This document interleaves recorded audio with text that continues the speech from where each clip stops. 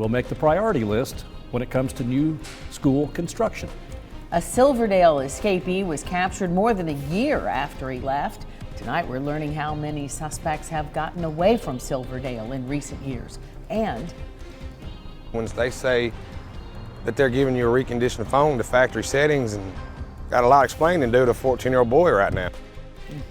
A father buys a phone only to find nude pictures of the previous owner, and he had planned to give that phone to his son. We'll let you know how that worked out. Eyewitness News at 6 starts now. With coverage you can count on, this is Channel 3 Eyewitness News at 6. A man who escaped from a Chattanooga jail while taking out the trash has been captured more than a year later. Thanks for watching the news at 6. I'm David Carroll. And I'm Cindy Sexton. Officers found 41-year-old Gary Minton in Saudi Daisy yesterday. He was serving time at Silverdale Detention Center for a probation violation. Now he'll have to add an escape charge to his rap sheet. Channel 3's Tanisha Cordell looks into the Minton's past and how the escapee was found.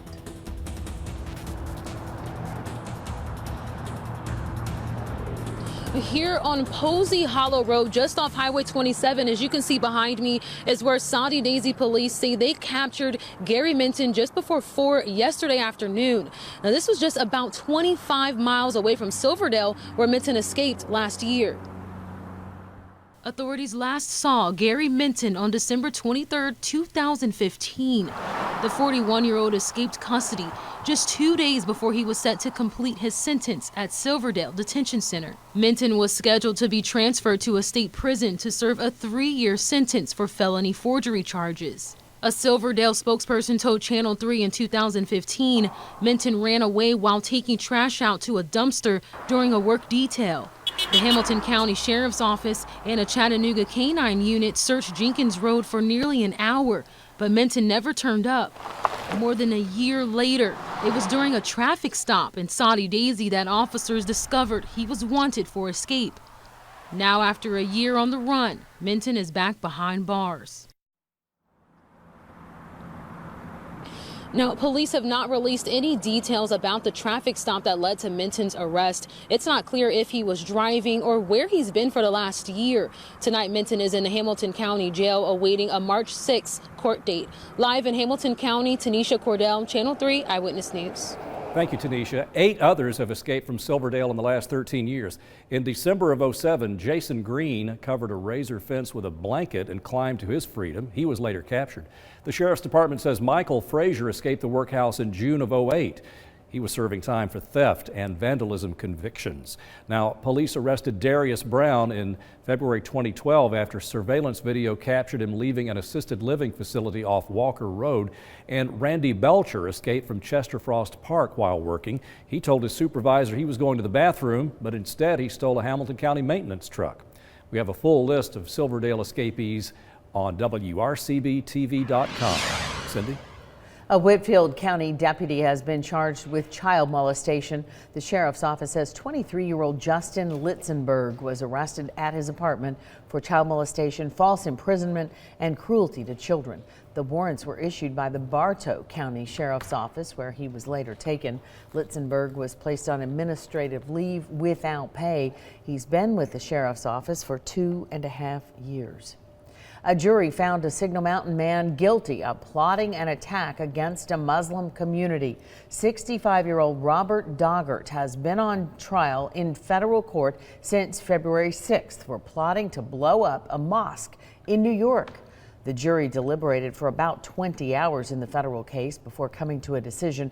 They found Doggart guilty on all counts, including solicitation to commit a civil rights violation, solicitation to commit arson of a building, and threat in interstate commerce. His sentencing hearing is May 31st. The Hamilton County Medical Examiner's report confirms an East Ridge man killed his girlfriend and then himself in a murder-suicide. The report says Charlie Yates shot Ellen McKenzie in the head and then pulled the trigger on himself. This happened on January 31st. And these findings confirm what East Ridge police suspected after a mail carrier found a note in their mailbox referencing the murder-suicide. Police say the suicide letter did not spell out any direct motive. In Dalton, Georgia, police need your help finding a man who stole many items from Walmart. Police say he stole several razors and automotive items from the Walmart on Sugar Road on Valentine's Day. When an employee tried to confront him, he shoved that employee and then fled the store. So take a good look. If you have any information on where he might be found, call the Dalton Police Department. The number is there on your screen, 706-278-9085. Members of the Hamilton County School Board will soon be given a priority list of schools that need to be rebuilt. On top of that list could be the Chattanooga School for Liberal Arts. We first told you yesterday about how that 70-year-old building is plagued by decay, mold, and now dozens of mice in the kindergarten classrooms. Channel 3's Kate Smith is live outside the meeting where they've been talking about facilities and other matters. Kate, how are school board members reacting to the news of mice at CSLA?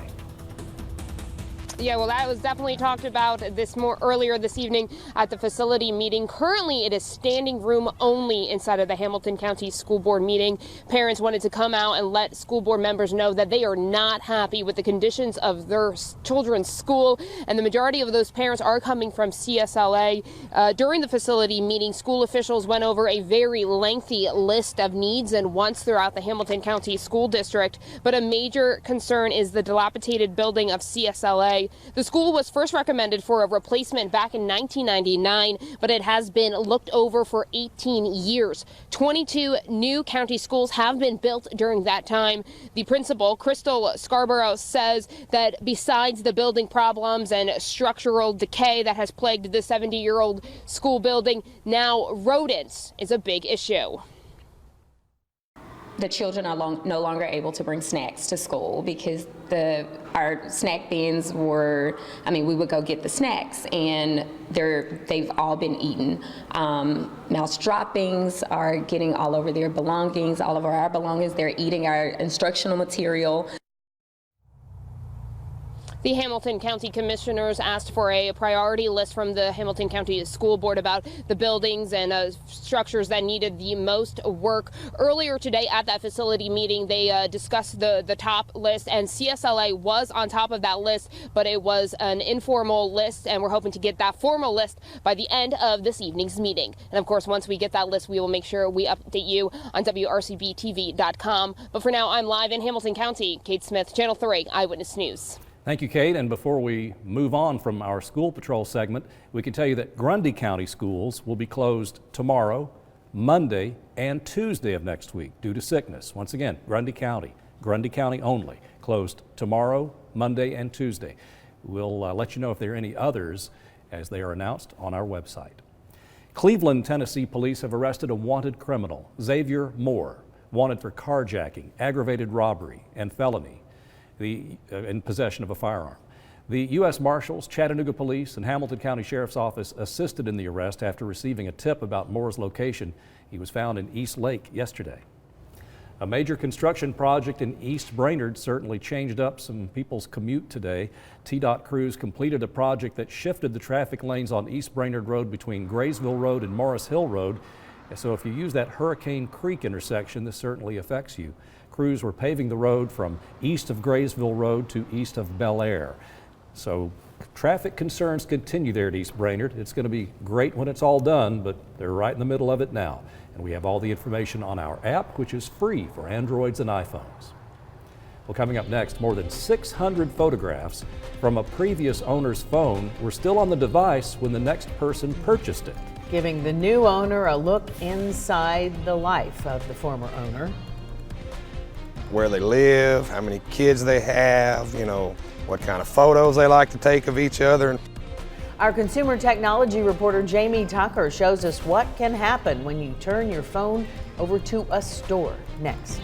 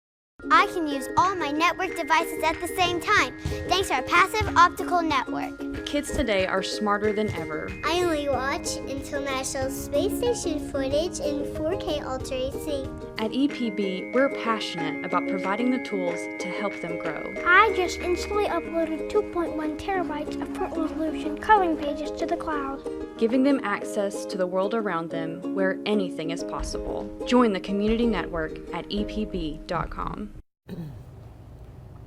Well, selling an old smartphone may get you a few $100, but it might also cause you to lose something far more valuable. The things you have on a phone might stay on the phone after you sell it. That could include photos, email, and credit card information. Our consumer technology reporter Jamie Tucker shows us what can happen.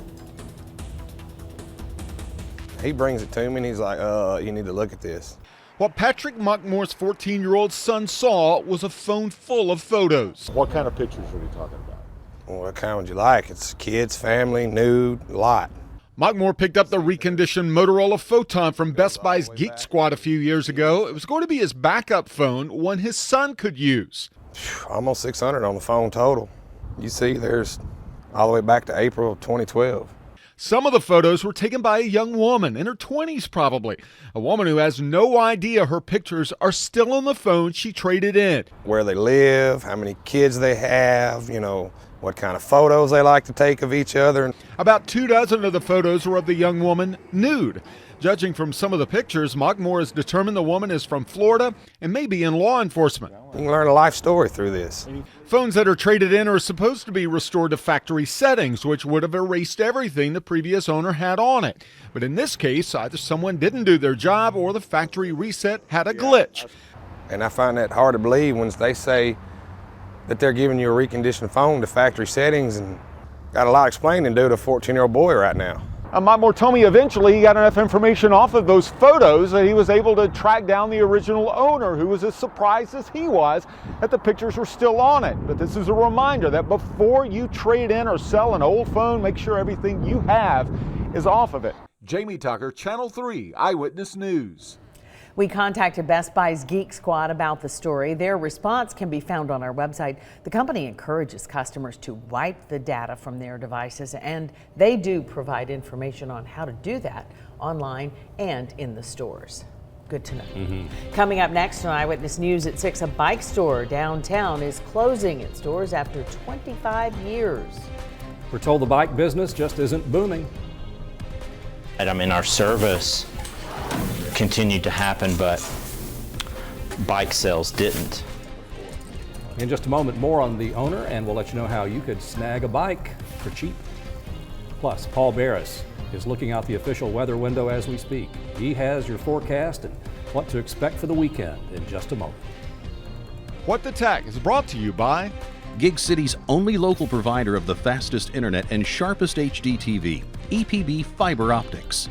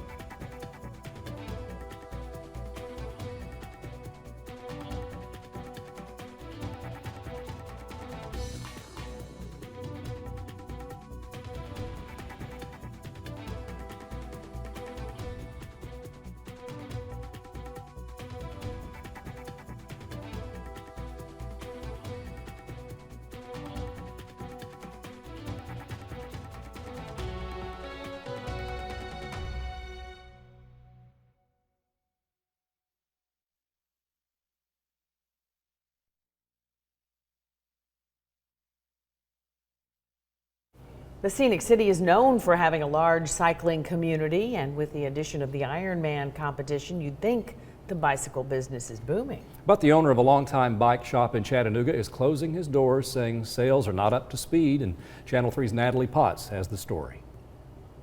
River City Bicycles has been serving customers in the Scenic City for nearly 25 years. After spinning his wheels trying to keep the business open, Ronald Driver is closing his doors. You know, when I got into this business, I didn't get into it because I knew I was going to make a lot of money. I just thought, hey, I have a lot of customers that value what I bring to the table. About 5 years ago, Ronald Driver lost the lead in the business he loves. The feel in the store right now, how busy we've been, it reminds me of when I was, working in a bike shop in the mid-90s. There's been a line of customers all day. Yeah, this is unseasonably busy. But the rush is because River City Bicycles is going out of business. When what is left on the shelves is gone, it won't be restocked. It'll take you a little time to get used to it. Okay. It's not just the bikes Driver will miss. It's training customers on how to use them. Stand up and let the bike come underneath you. Making repairs. His old chain, yes, it just needed to be replaced. And each sale, personal. It was fun to sell people fun. But as our competition changed, the fun started to leave. Customers now prefer to buy online. Driver says he can't compete. Our service continued to happen, but bike sales didn't. Driver knows repairs will still be needed, but that's not enough to pay the bills. It's going to become more and more difficult if they needed a small thing done to their bike or a small part. He says he'll miss the daily grind, but won't part ways with bicycles altogether. His journey continues on the streets. River City Bicycles will close at the end of the month. His merchandise is being sold with a major discount to help pay off remaining fees. In the studio, Natalie Potts, Channel 3 Eyewitness News. I hate to see that. Now it's time to check in with Chief Meteorologist Paul Barris. With our February forecast, what's going on, Paul? That's right. You're going to be able to see the International Space Station tonight, so you don't want to miss that. It's less than an hour from now. It's 7:05 in the northwest sky. It's going to be coming right across the top of your head, down southeast at 7:13. So it's going to be visible for almost 8 minutes. You want to check that out. Northwest to southeast from 7:05 to 7:13 Eastern Time. Drought monitor is starting to expand. The extreme area of drought is starting to expand again. We need some rain. Most of us are in a severe to extreme drought. It hasn't gotten much better, a little bit better than it was beginning of fall, but it isn't much better. All the rain snow is off to the north, no problem for us. We have a few high clouds that could just skim the area. Winds are out of the west at 7, it's 56 in the city, it's 58 in Dalton and in Cleveland, holding pretty steady, 59 Athens, and already down to 49 in Murphy with 54 out near Fort Payne. 59 and 30 the high and the low for today. So pretty nice day. Normal highs around 56. 58 in Dalton, 55 Chatsworth, 59 Lafayette, and we had even 58 in Calhoun and Scottsboro, 48 on your Fort Mountain, 59 Lakeside, 58 Saturday Daisy. Dunlap has come in with 60, so did Cleveland is 60, 57 Delano to 54 in Ringgold. Then we had 59 in Dayton, and temperatures at about 57 in 10 Mile and Etowah with 53 Cagle Mountain, Turtletown 51, Murphy 53 downtown. Vipercast is showing clear skies for tomorrow, a nice southerly wind. This is tomorrow night, Friday night. If you're going out and about, no problems. It's going to be pretty nice. Then we'll see increasing clouds overnight, and by 7 o'clock, clouds will start to thicken up on Saturday. Then by Saturday afternoon and into the early evening, we'll see some showers, but it should be light rain. This is 10 o'clock Saturday night. And then overnight, the clouds start to break apart. Sunday looks like a fantastic day with a lot of sunshine. Temperatures very warm, upper 60s to near 70. If we get some rain on Saturday, maybe about a tenth. And a lot of places aren't even going to see that much. 66 tomorrow in Dunlap with lots of sunshine, so about 6 degrees warmer than it was today. In Rossville, you'll hit 67. So for tonight, 34 clear skies, light winds. Tomorrow, 67. Quite pleasant with a southwesterly breeze. Then tomorrow night, 43, clouds start to increase. but no rain. And then on the 7-day forecast, Saturday got almost a 50-50 chance for some very light rain, 59. Again, maybe a 1/10 of an inch at the most. We need a lot more than that though. Sunday, 68, Monday, 71, Tuesday, 70 and near 70, Wednesday and Thursday. Best chance for rain coming up over the next 10 look to be next Saturday, a week from Saturday. That's a long way away. It certainly is. I'm going to have to cut my grass. I'm going to have to. I mean, I can't. Every time I walk off, I say it's getting longer and longer. I haven't seen your yard, but I'm saying it's not pretty. Because mine isn't either. In sports, up next, the Mocs are celebrating a huge anniversary this weekend. Paul Shaheen, Jill Jelnick, they're here. We'll be right back.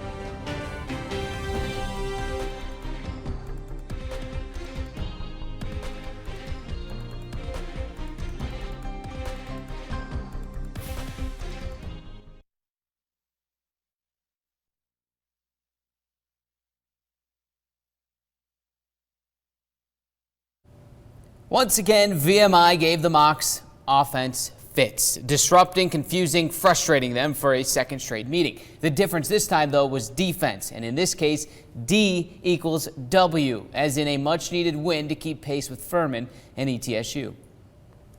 Yeah, I thought defensively we did a really good job, especially on QJ. You know, he had 12 points in the game. I think 8 of them were in the first 7 minutes. And if you think about it, you know, holding him to 4 points in basically 33 minutes on a guy that, you know, came into our building and had 40, I thought was a great job by our guys. Offensively for the Mocs, Trey McClain was hot from downtown, hitting 5 of 7 three-point attempts. The Mocs now have 4 games left before the SoCon tournament begins. Next up, it's a big one. Saturday's home date with ETSU, but it's big for more than just one reason. Jill Jelnick is about to join us live in the studio to tell us why it's cause for a little extra celebration. That's right, Paul. The Mocs will be partying like it's 1977 on Saturday because this weekend marks the 40th anniversary of UTC's Division II National Championship team. So let's go back in time a little bit to the era of short shorts and bigger basketball hair. In their final year of Division II play, UTC had to knock off Valdosta State, UCF, North Dakota, and Sacred Heart in order to make it to the championship game, where they finally took down Randolph-Macon for the D2 national title 71-62. Several members from that national championship team will be here in Chattanooga this weekend and will be recognized during Saturday's game. Anytime you're able to win a championship, it's not about, the banner that's hanging or, the ring that you get or the trophy that you hoist. It's more about the relationships and the bond that you create along the way. And for that team to be back here, it shows a lot what they did for this community and how much the community means to them. They've already sold close to 1,000 pre-sale tickets for Saturday's game, so if you plan on going, be sure to get there early ahead of the 5 p.m. tip-off. Live in the studio, Jill Jelnick, Channel 3 Eyewitness Sports. Thanks, Jill. Meanwhile, the Lady Mocs are nearing yet another regular season Southern Conference title. They could take a step closer tonight with a win at UNCG. The Lady Mocs are looking for the season sweep of the Spartans in their first meeting. UTC led by double digits. UNCG rallied late, but the Lady Mocs held on. They tip at 7 tonight in Greensboro. More from the women's hardwood. The Lady Vols are at Alabama tonight. Tennessee women are coming off that heartbreaking loss to Texas A&M. They start at 8 in Tuscaloosa. We'll have it wrapped up for you tonight at 11. And quickly, some Alabama coaching news. The Tide has hired Joe Panunzio to coach tight ends and special teams. Joe Pa, as they call him, served as director of Alabama football operations from 2011 to 2014. Still haven't hired an offensive coordinator. They have not hired one yet, but we didn't quite have time for it. ESPN and others are reporting they are eyeing New England's tight ends coach. From the NFL? Yes. Interesting. Thank you very much, Paul. Paul Barris, what about tonight? Tonight looks really nice. Let's check it out. Clear and cool. By midnight, about 40, and the wind's very light, clear and cool in the morning. Temperatures in the 30s, and we're going to climb up to 67 tomorrow. Some showers Saturday, 68 on Sunday, 71 on Monday, and Tuesday, 70. Thank you, Paul. Thanks for joining us. Hey, the weekend's almost here, everybody. Get ready. NBC News starts next on Channel 3.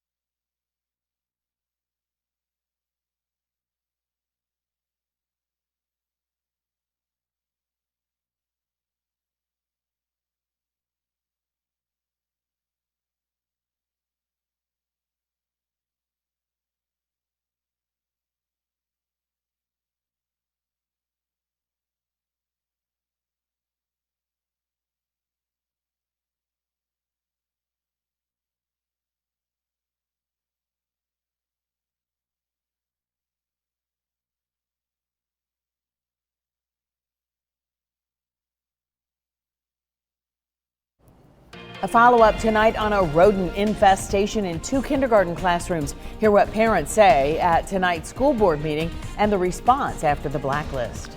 And I'll show you when warmer weather moves back in, and we'll let you know how long the sunshine sticks around.